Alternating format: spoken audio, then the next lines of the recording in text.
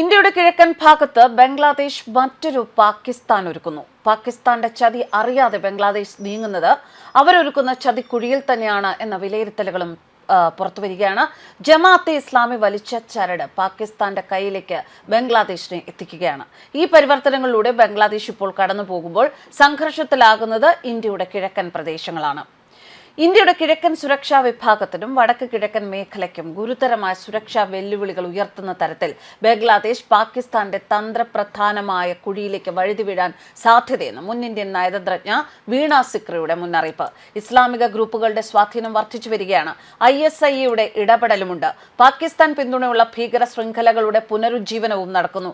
ഈ വസ്തുതകളെല്ലാം ചൂണ്ടിക്കാട്ടിയാണ് വീണ സിക്രി മുന്നറിയിപ്പ് നൽകിയത്. 1971 മുൻപ് കിഴക്കൻ പാകിസ്ഥാൻ ആയിരുന്ന അവസരത്തിൽ ബംഗ്ലാദേശിനുമേൽ അവർ പ്രയോഗിച്ചിരുന്ന തരത്തിലുള്ള ആധിപത്യവും നിയന്ത്രണവും പാകിസ്ഥാൻ വീണ്ടെടുക്കുകയാണ്. അതുതന്നെയാണ് അവരുടെ ലക്ഷ്യമെന്ന് സിക്രി പറയുന്നു. തീർച്ചയായും അതാണ് പാകിസ്ഥാന്റെ ലക്ഷ്യം. അവർ ബംഗ്ലാദേശിനെ 1971 മുൻപുള്ള നിലവാരത്തിലേക്ക് കൊണ്ടുവരാൻ ആഗ്രഹിക്കുന്നു. അന്നവർക്ക് അജ്ഞതയും നിയന്ത്രണവും ഉണ്ടായിരുന്നു. ധാക്കയിലെ രാഷ്ട്രീയ പരിവർത്തനത്തിൽ പാകിസ്ഥാൻ ഒരു ചാലകമായി പ്രവർത്തിച്ചുവെന്നും രാജ്യത്തിന്റെ അധികാരഘടനയിൽ ജമാഅത്തെ ഇസ്ലാമിക്ക് സ്വാധീനമുറപ്പിക്കാൻ ഇത് സഹായിച്ചുവെന്നും വീണ സിക്രി ആരോപിക്കുന്നു.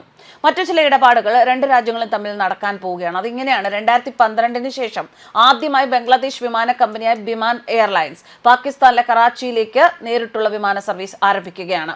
ജനുവരി 29 പുതിയ സർവീസ് ആരംഭിക്കുന്നത്. തെക്ക് കിഴക്കൻ ഏഷ്യയിലെ പുതിയ രാഷ്ട്രീയ സാഹചര്യങ്ങളിൽ പാകിസ്ഥാനും ബംഗ്ലാദേശും തമ്മിലുള്ള ഈ അടുപ്പം വളരെ പ്രാധാന്യത്തോടെയാണ് ലോകരാജ്യങ്ങൾ നോക്കിക്കാണുന്നത്.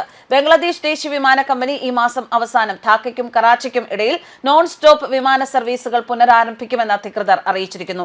10 വർഷത്തിലേറെ നീണ്ട ഇടവേളയ്ക്ക് ശേഷം ബംഗ്ലാദേശിനും പാകിസ്ഥാനും ഇടയിലുള്ള നേരിട്ടുള്ള വ്യോമഗതാഗതം പുനഃസ്ഥാപിക്കുമെന്ന് അധികൃതർ ബുധനാഴ്ച അറിയിച്ചു.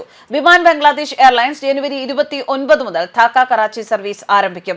മറ്റൊന്ന്, പാകിസ്ഥാനും ചൈനയും സംയുക്തമായി വികസിപ്പിച്ചെടുത്ത JF-17 തണ്ടർ യുദ്ധവിമാനങ്ങൾ ബംഗ്ലാദേശ് വാങ്ങാൻ ആലോചിക്കുന്നു എന്നതാണ്. ഇത് സംബന്ധിച്ച് പാകിസ്ഥാൻ എയർ ചീഫ് മാർഷലും ബംഗ്ലാദേശ് എയർ ചീഫ് മാർഷലും തമ്മിൽ ഇസ്ലാമാബാദിൽ ചർച്ച നടത്തിയിട്ടുണ്ട്.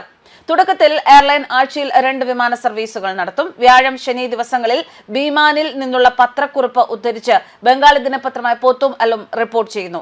എയർലൈൻ പങ്കിട്ട ഷെഡ്യൂൾ അനുസരിച്ച് വിമാനം പ്രാദേശിക സമയം രാത്രി 8 മണിക്ക് ധാക്കയിൽ നിന്ന് പുറപ്പെടും. രാത്രി 11 മണിക്ക് കറാച്ചിയിൽ എത്തും. മടക്ക സർവീസ് അർദ്ധരാത്രിയിൽ കറാച്ചിയിൽ നിന്ന് പുറപ്പെട്ട് പുലർച്ചെ 4:20 ധാക്കയിൽ എത്തും. 2012 രണ്ട് നഗരങ്ങൾക്കുമിടയിൽ അവസാനമായി നേരിട്ടുള്ള വിമാന സർവീസുകൾ നടത്തി. ഈ റൂട്ട് വീണ്ടും തുറക്കുന്നതിനായി പാകിസ്ഥാൻ വ്യോമയാന അധികൃതരുമായി മാസങ്ങളായി ചർച്ചകൾ നടന്നു വരികയാണ്. എന്നാൽ പുനരാരംഭിക്കലിന് ഇപ്പോൾ പാകിസ്ഥാൻ സിവിൽ ഏവിയേഷൻ അതോറിറ്റിയിൽ നിന്ന് ഔദ്യോഗിക അനുമതി ലഭിച്ചിട്ടുണ്ട്. വിമാനിന് പാകിസ്ഥാൻ വ്യോമാതിർത്തിക്കുള്ളിൽ വിമാനങ്ങൾ സർവീസ് നടത്താനും നിയുക്ത എയർ കോറിഡോറുകൾ ഉപയോഗിക്കാനും അനുമതി നൽകിയിട്ടുണ്ട്. 2024 മുൻ പ്രധാനമന്ത്രി ഷെയ്ഖ് ഹസീനയുടെ സർക്കാരിന്റെ പതനത്തിന് ശേഷം ധാക്കയും ഇസ്ലാമാബാദും തമ്മിലുള്ള ബന്ധം മെച്ചപ്പെട്ടു വരുന്നതിനിടെയാണ് ഇത്തരത്തിലൊരു നീക്കം. അതിനുശേഷം വർഷങ്ങളോളം വഷളായ ബന്ധങ്ങൾക്ക് ശേഷം നയതന്ത്ര വ്യാപാര ജനങ്ങൾ തമ്മിലുള്ള ബന്ധം പുനഃസ്ഥാപിക്കാൻ രണ്ട് പക്ഷവും നടപടികൾ സ്വീകരിച്ചിരുന്നു. 1971 ബംഗ്ലാദേശ് പാകിസ്ഥാനിൽ നിന്ന് സ്വതന്ത്രമായി. എന്നാലും ധാക്കയ്ക്കും കറാച്ചിക്കും ഇടയിലുള്ള ഏറ്റവും കുറഞ്ഞ വ്യോമപാത ഇന്ത്യൻ വ്യോമാതിർത്തിയിലൂടെ കടന്നു പോകുന്നതിനാൽ ബംഗ്ലാദേശ് ഇന്ത്യയിൽ നിന്ന് ഓവർഫ്ലൈറ്റ് അനുമതി നേടിയിട്ടുണ്ടോ എന്ന് വ്യക്തമല്ല. ബംഗ്ലാദേശിനും പാകിസ്ഥാനും ഇടയിലുള്ള യാത്ര എളുപ്പവും സൗകര്യപ്രദവുമാക്കാൻ പുതിയ സേവനം സഹായിക്കുമെന്നും ബിസിനസ്, ടൂറിസം, കുടുംബയാത്ര എന്നിവയെ പിന്തുണയ്ക്കുമെന്നും ബീമാൻ ഒരു പ്രസ്താവനയിൽ പറയുന്നു. ആധുനിക വിമാനങ്ങളും പരിചയസമ്പന്നരായ ജീവനക്കാരും ഉപയോഗിച്ചായിരിക്കും വിമാന സർവീസുകൾ നടത്തുക എന്നും എയർലൈൻ കൂട്ടിച്ചേർത്തു. എന്നാൽ ഇതിൽ എത്രത്തോളം ഇന്ത്യ ഇടപെടലുകൾ നടത്തും എന്നതാണ് ഇപ്പോൾ അറിയാനുള്ളത്. ന്യൂസ് ഡെസ്ക് കർമ്മ ന്യൂസ്.